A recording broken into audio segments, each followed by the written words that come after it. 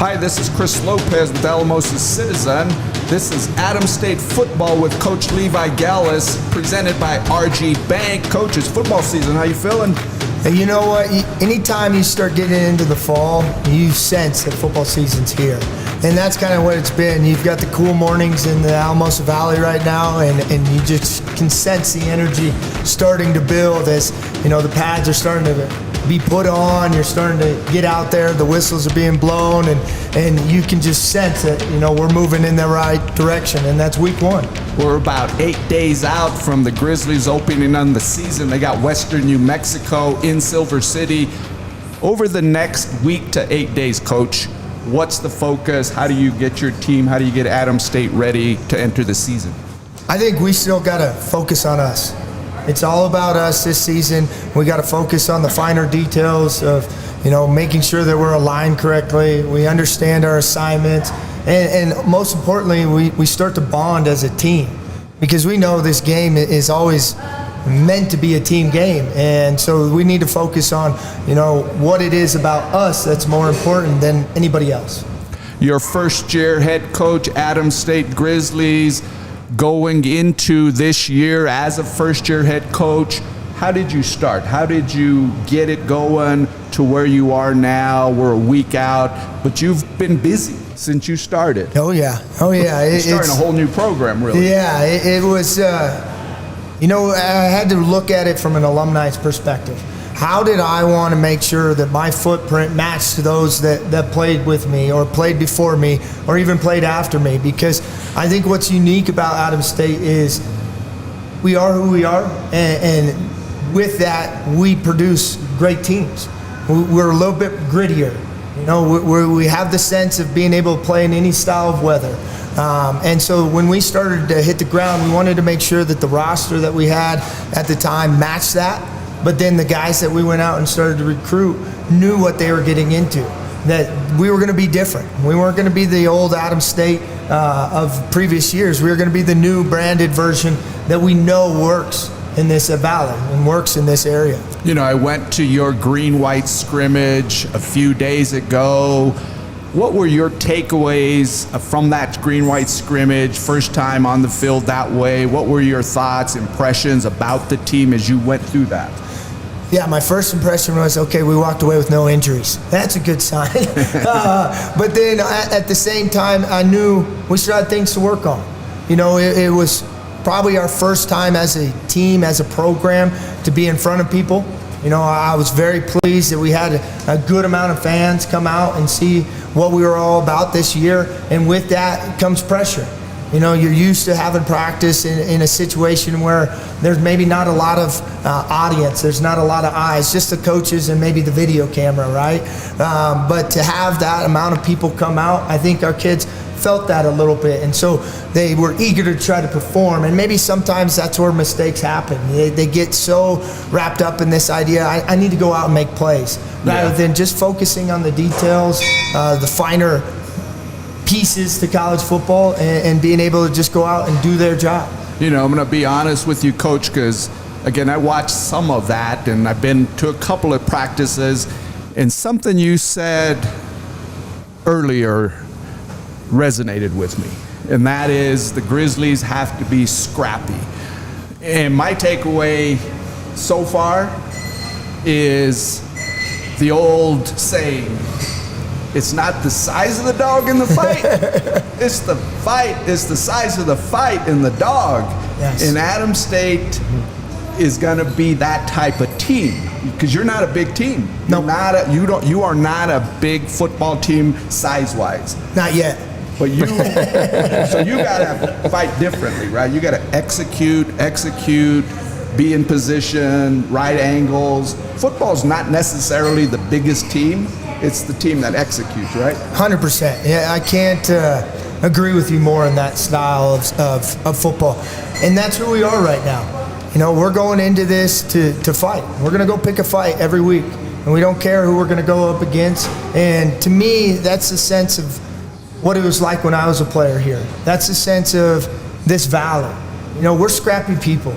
You know, we have to deal with weather that sometimes, you know, makes people, you know, a little scared of wanting to live here. But at the end of the day, we scrapped through it. We pulled together, and that's what it's going to be like for us on the football field.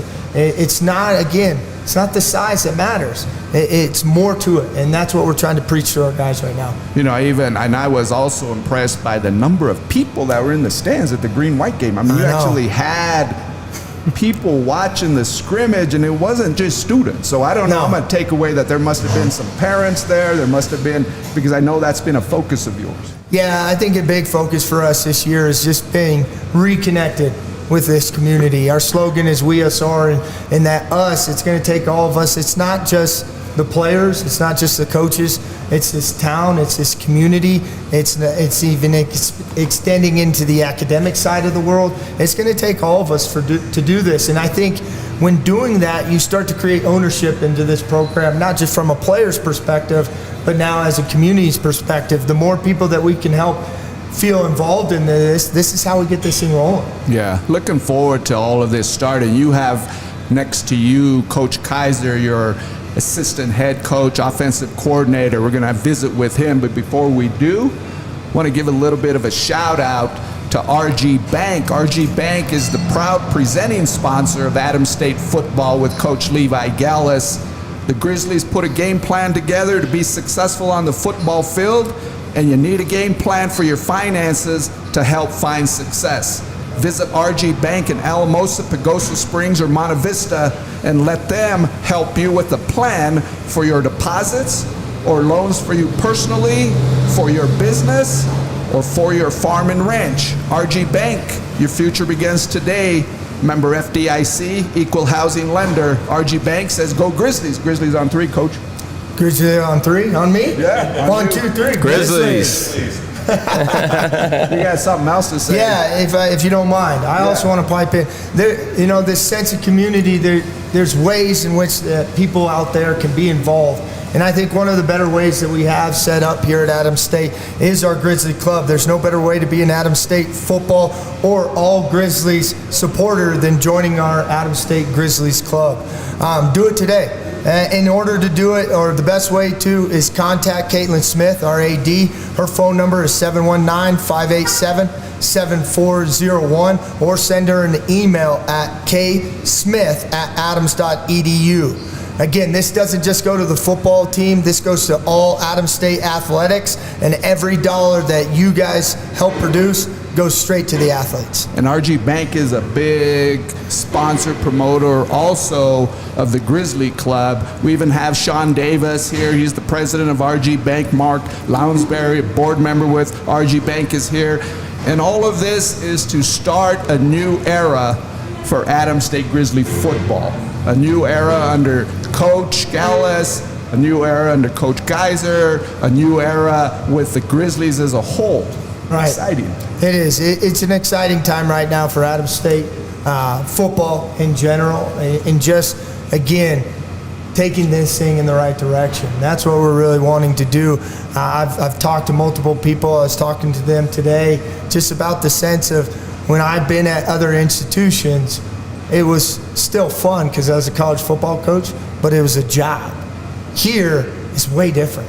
When I stepped into that office for the first time and being the head coach, it just, so many memories came across my mind. And so anything that we do in this program, it's not just a sense of, oh, this is what you do as a college football coach, but it's more of, this is what we need to do for this program. Well, you know what Caitlin Smith, the athletic director at Adams, will say, and it's true.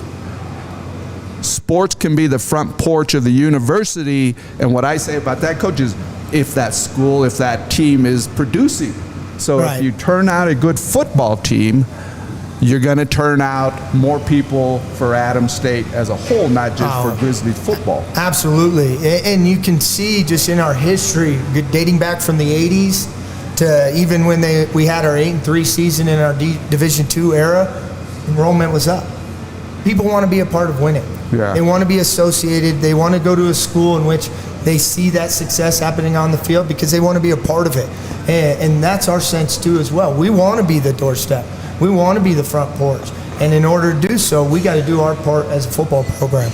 Tell us about Coach Kaiser, why you brought him in, introduce him. I'm not sure why I brought him. We're going to talk offense.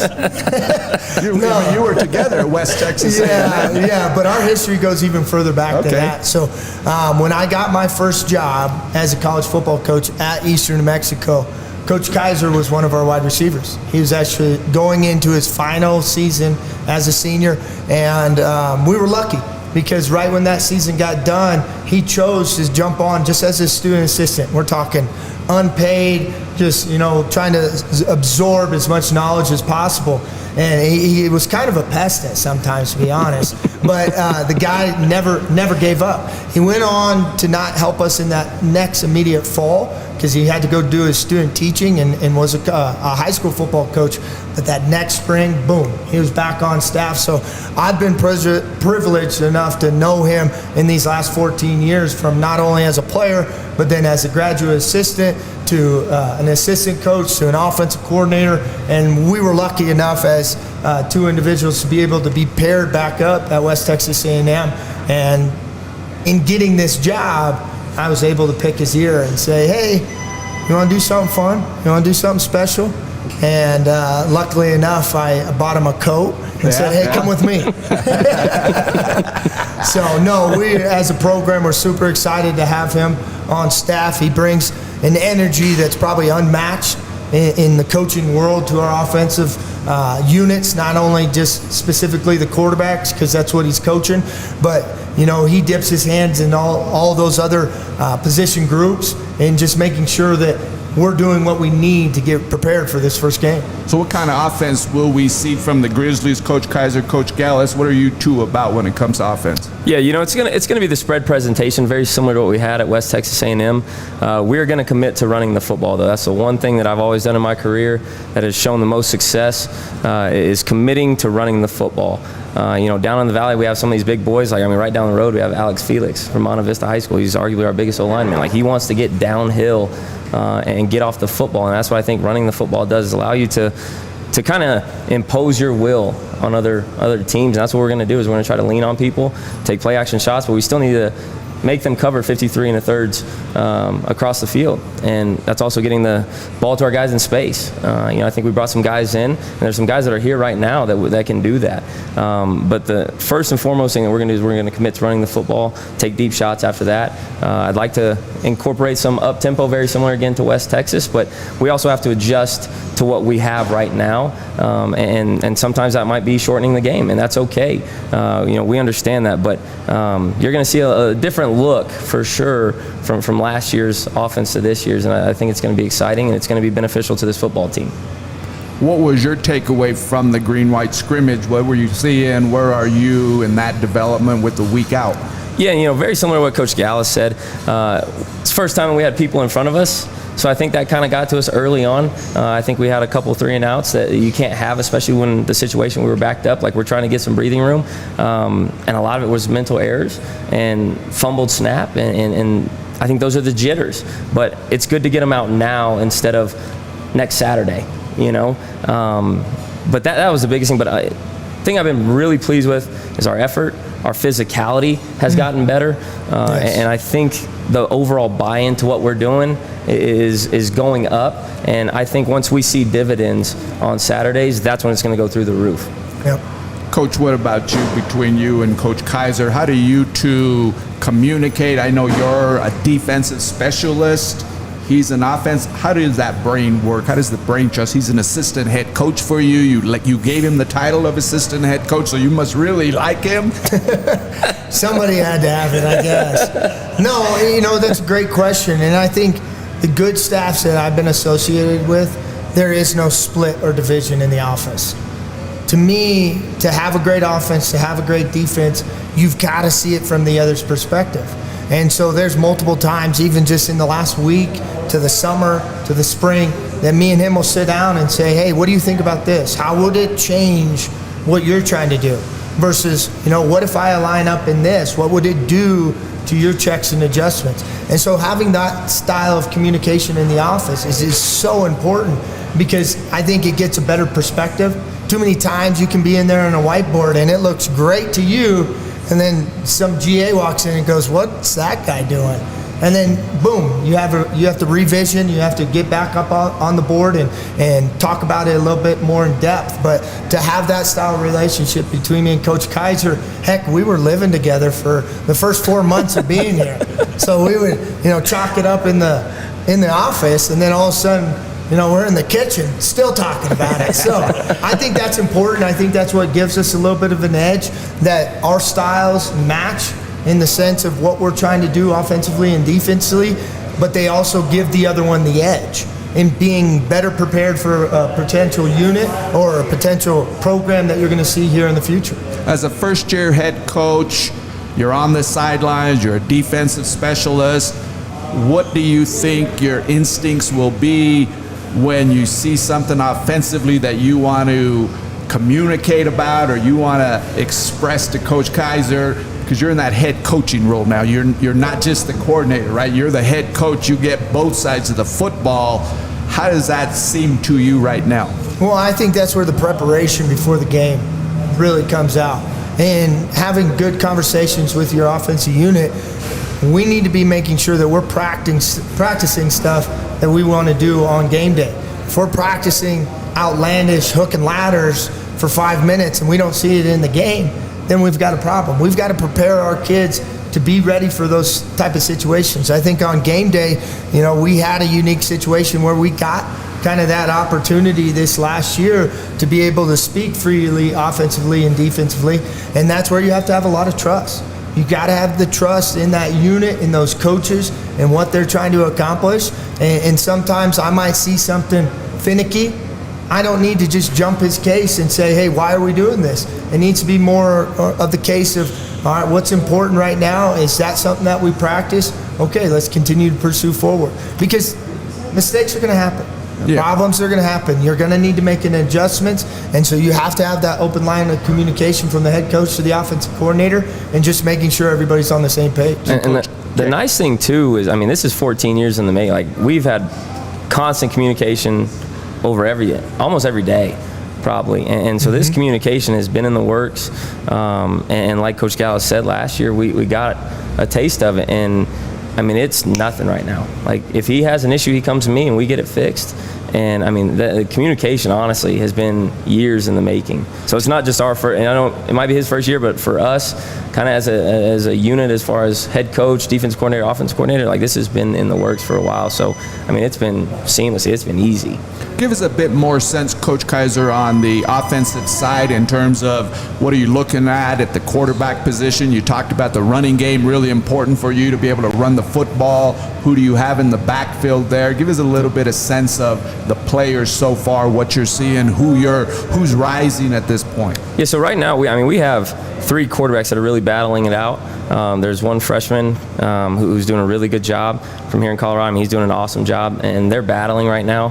And so we're still trying to figure everything out. And up front, my biggest thing, I have two rules for up front, is they need to be physical and know where they're going. Our stuff is not going to be hard for offensive linemen. We want them to be big and physical. That's what we brought them here to do. I don't want them to think. The thinking is for the quarterback.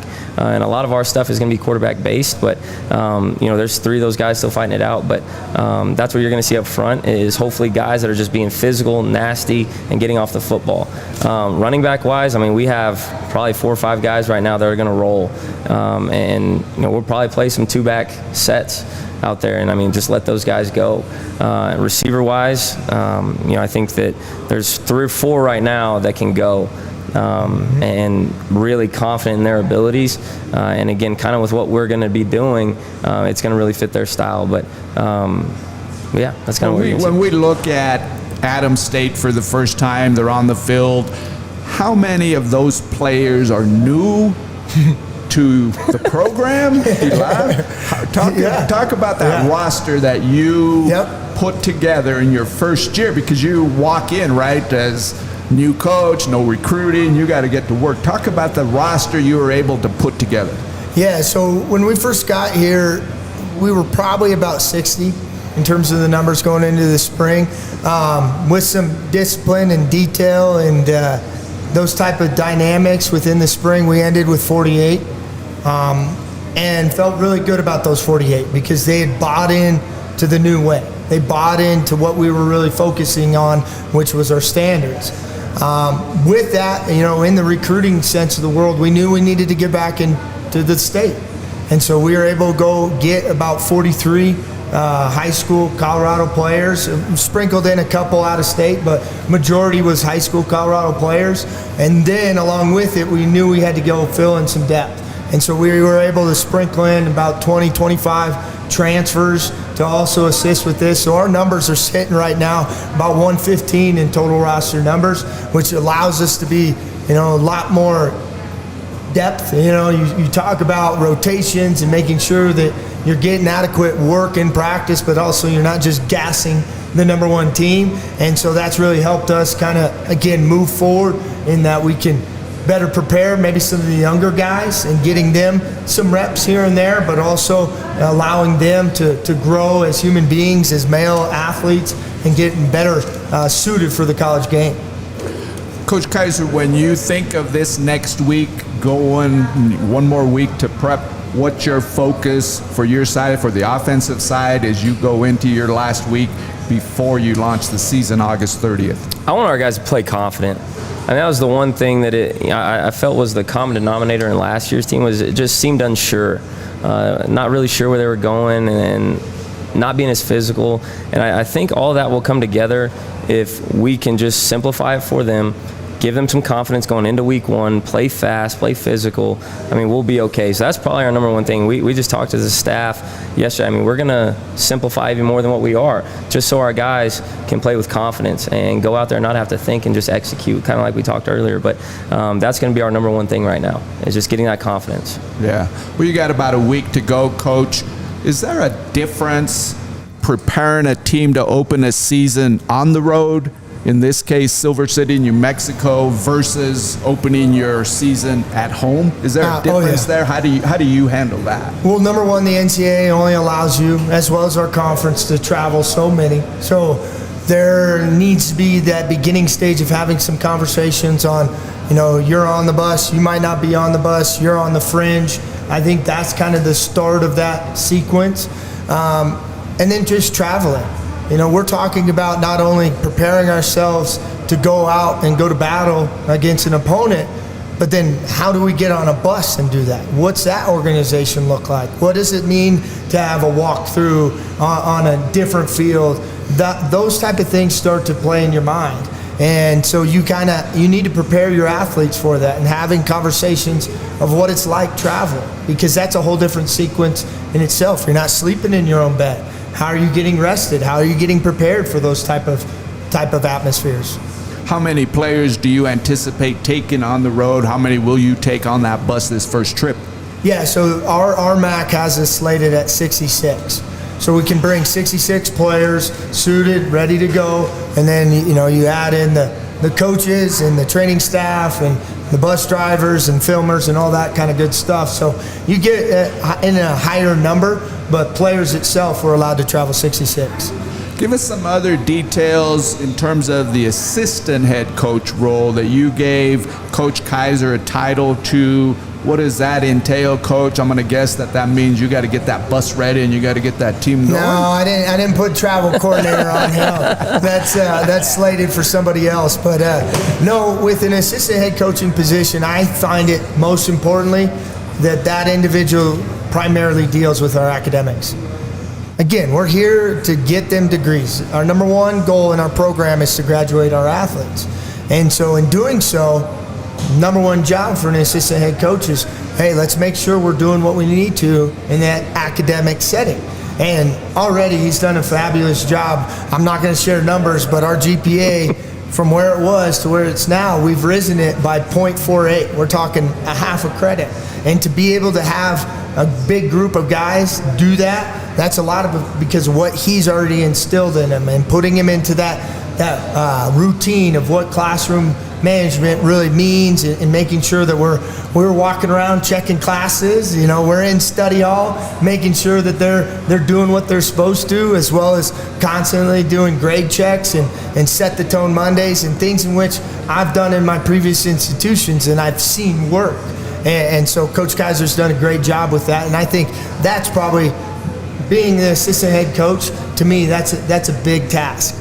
Well, when we come back next week this time with week 2 of Adams State football with Coach Gallas, we're going to talk about the defensive side of the Grizzlies, and we're going to talk a little bit more about that first opponent, Western New Mexico. We'll give a little bit of scouting report there, huh? Yeah, we'll dive a lot deeper into it and kind of how we are seeing it from our angle, and give you a little bit better sense of Adams State defense. This place has always had great defense, and so we're excited about where we're headed in that direction. And I want to talk a little bit more about the RMAC and what the conference is, because the RMAC is a tough Division II football conference, Coach Kaiser. Mm-hmm. Yeah, we had 4 ranked or receiving votes for the top 25. We've got 2 in the top 10, and so just to have that within our conference, that's easy for us to get our guys excited. You're not just going against Joe Schmo.